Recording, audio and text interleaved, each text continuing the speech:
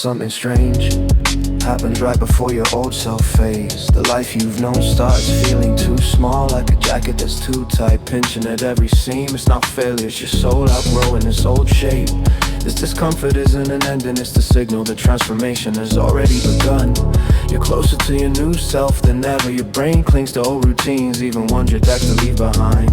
You're tired of the same thoughts, the same cycles, yet you slip back into them. Why?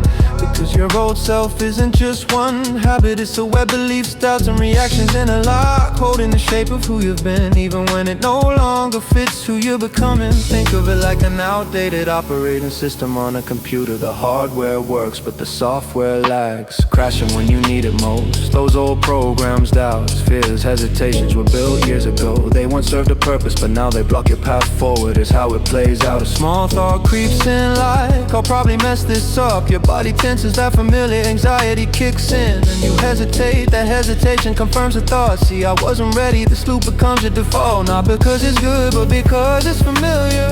Your brain prefers the worn path, even if it leads in circles. Psychologists say the brain conserves energy by sticking to known patterns, like walking a familiar trail. It's easier, safer than forging a new one. But those loops don't exist alone. Self-doubt fuels hesitation, which shapes your choices, rippling into every corner of your life. One shaky belief props up the whole system. Unraveled doubt and avoidance weakens. Shrink, avoidance, and fear fades as long as the web holds, though the old program keeps running. When that system starts to crack, it's not gentle, doubts scream louder, fears feel heavier. It's not you slipping backward, it's your old self fighting to survive. That intensity means you're at the edge of change, pressing against a boundary that no longer fits. The tension is proof, cracks are forming in the structure you've carried too long. Awareness is your first tool, name the loop. Spot the outdated software, see how one thought feeds another. Once you see the system, you're no longer trapped. Change one small loop and the others weaken. The question isn't if your old self will collapse, it's how you face it when it does. When the old system crumbles, it feels like chaos. It's raw, uncomfortable, like your mind and body are too small to hold you. It's not depression or weakness, it's the collapse of a framework that can't sustain you anymore.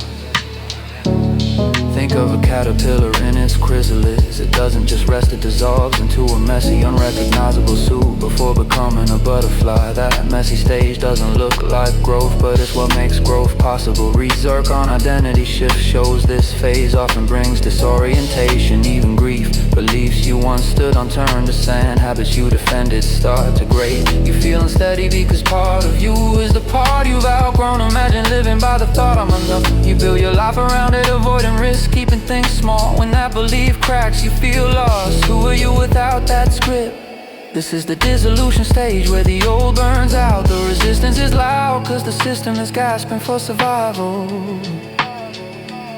That discomfort isn't the end, it's a threshold, like a muscle aching before it strengthens, or ice cracking before water flows. Your mind must loosen and release to make space for something new. Breakthrough begins at the point of greatest tension, when the cracks are too wide to hold together. What comes next isn't chaos, it's alignment. The middle doesn't arrive with fanfare. It's quiet like green shoots breaking through frozen ground, fragile at first but real. In that gap where old reaction live, your brain starts wiring new connections. You catch an old thought, pause and choose differently. It's subtle like a room brightening when you open a window. Each small choice builds, stacking until a new system forms. This stage feels vulnerable, like a snake after shedding the skin raw, exposed. You expect strength right away, but resilience comes after sitting in that discomfort. Neurasthenia explains why as new neural pathways form, old ones weaken. It's like driving a new route after the old highway closes. At first it's confusing, inefficient, but with repetition it becomes clear, even faster than the old road. You feel it when self-doubt starts to fade. That voice whispering you'll fail loses its grip. Instead of freezing, you think maybe I can do this. That shift isn't just one thought, it's the seed of a new system. Trusting one decision spills into others. You stand taller, speak steadier, act bolder. Removing one piece like fear reorganizes the whole network around strength and clarity.